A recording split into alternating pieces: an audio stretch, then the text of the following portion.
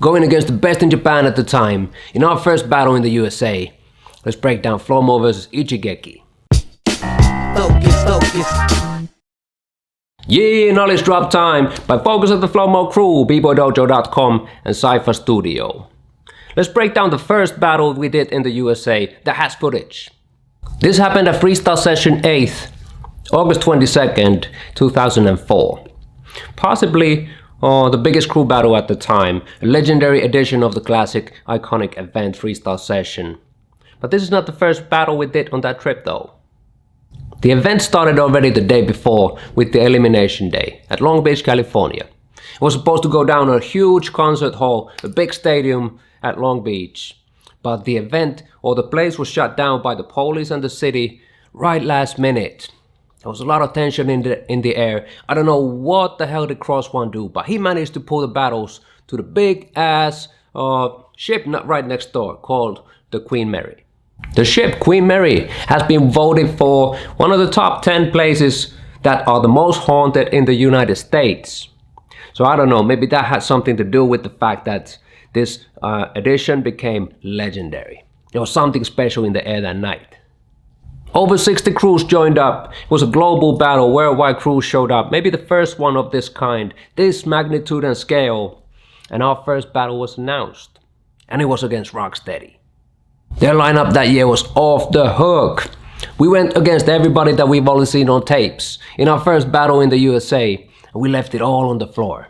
It became a classic battle, which has no footage. The footage was never released. That's on my bucket list to see that battle one day. Both of the crews went through to the second day, to the top 16. So the decision was kind of left unsettled. So we battled a million times afterwards. Moving on to day 2, top 16. The first battle that has footage is here. Flomo against Ichigeki, the superstars of Osaka, Japan at the time. They went on from here and won the best show in Battle of the Year the next year and came up second in the world final. And it's on, so let's see what's happening. The DJ starts off with the classic Amen break, and that means that we're in our element. And you can see that with the way that Atta jumps in on the 1. Heavy round in the beginning just to set the tone. I jump in with the commando, and I remember how hard this commando was for me to learn. Even though we move kind of similarly, the small nuances make learning somebody else's moves nearly impossible. So I struggled training this one, but it went alright at the end. Even though my crew, we're not known for our commandos or routines, we don't do them that often, but there's a certain learning process that you get when you work on your routines and commandos. This opens up your arsenal and your bank as far as movement. So for the 21-year-old me at the time, it was a good thing to do. And it's good for anybody, to be honest. Atta jumps back in and rocks all the beats and battles hard. You can remember that this kind of approach, this kind of deep level of musicality at the time was pretty rare. Everybody was all about blow-ups and power and trying to fly. But as far as being deeply connected with the beats, that was rare at the time. Nowadays it's more of a common trend to go flow along with the music. Anybody on the top level can do it, but at that time, not too many. And even with that, we surprised a lot of people on that trip. Flomo from the woods, northeast of Europe, from a country that not too many people had even heard about at the time. Ichigeki responds, and you can see that they're all about the blow-ups. They're all about that fire and energy. So much that sometimes they end up crashing slightly. Bigger Lily returns. She was mad inspirational. She was the first Finnish breaker to battle at the top level, battle at the big stages, battle against and with the best of the best. And you can see that with the attitude too. She knows that she's been there before already, unlike the many of us.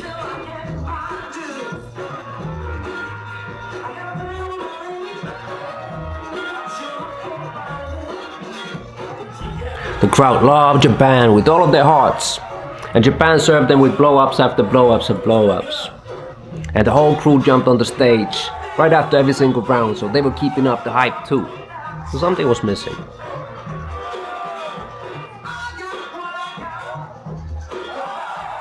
Next round by Vortex of the Flomo crew, who I run Cypher with today.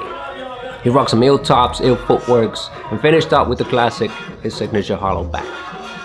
Vortex, War Techniques. That's such an ill name for a b-boy to have.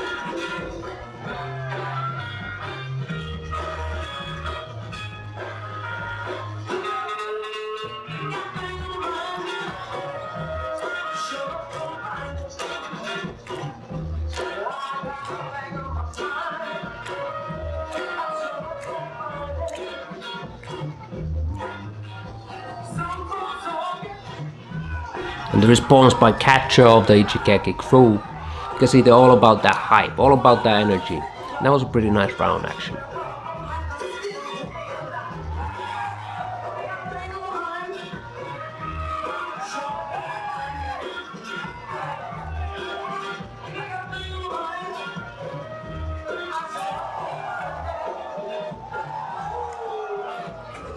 Now Taya brings the heat. There's something special about seeing Taya over Superbad by James Brown. And with that round, with that pressure in the first battle with the crew over there, there's some magic over there. Nowadays, B-girls can pretty much take out the guys in all aspects. At least be on the same level or sometimes even better.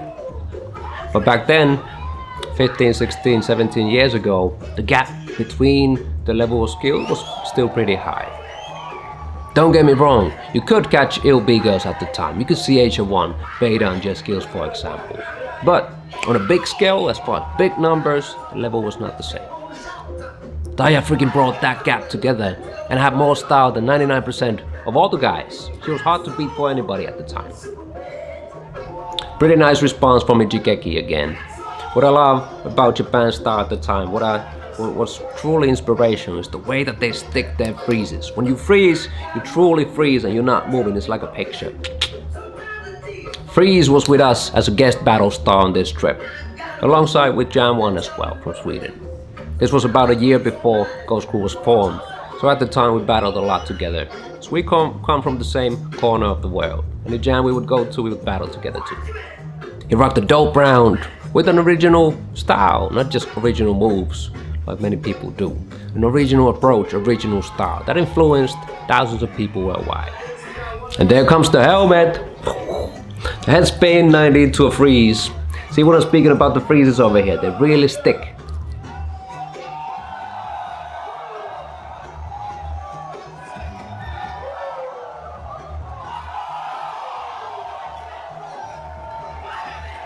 And I respond with the last round from our side of the battle. And you can see the approach between the two crews is totally different. It's like two worlds are battling.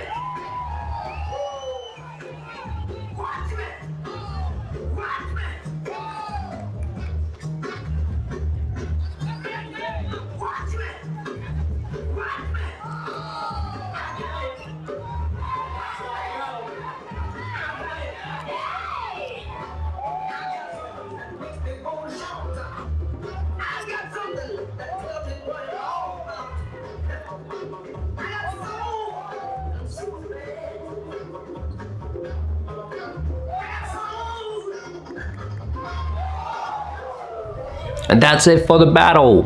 1, 2, 3, judges vote, and we took the battle. We move on to the next round. The crowd booed like crazy. And that was it for Japan, for the battle, guys. We move on to battle Renegades and Headhunters in the top 8. Now hopefully this battle can serve as an inspiration for you in order to make it. Nobody knew who we were at the time, just random people from the woods of Finland, but we were hungry. We believed in ourselves. We had worked our asses off for years, and we were out to put Finland on the map for good. And the rest is history. So keep up with your grind, even though if some days or months or even years feel like you're not making progress. You gotta stick to it and stay dedicated, because hard work and dedication for your passion makes success.